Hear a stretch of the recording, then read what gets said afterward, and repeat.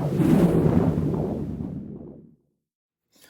going to go over several techniques for foam rolling the ankle and lower leg.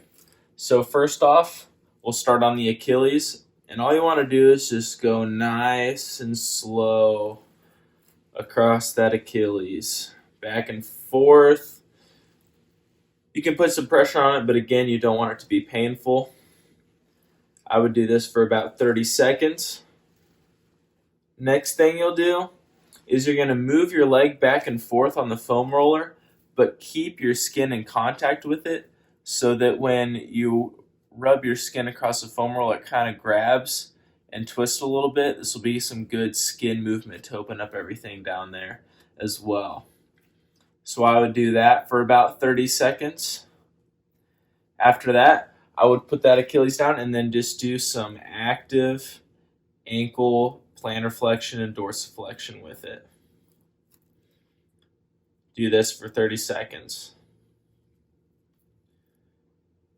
Once you're done, move up to that soleus right underneath that big calf muscle. Same thing. Slow rolls for 30 seconds. If you find a tender spot, stay on it for a little bit.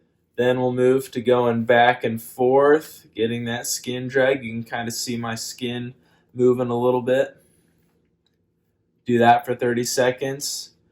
And then active plantar flexion, dorsiflexion in the ankle, especially on those sore spots. Once you're done with that, finally work up to the calf. Same drill, 30 seconds, nice and slow. Remember, you want it to be comfortable. You're trying to get those muscles loosened up before a rehab.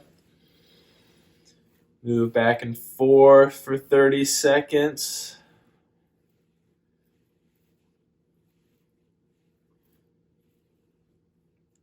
Then active plantar flexion, dorsiflexion, 30 seconds.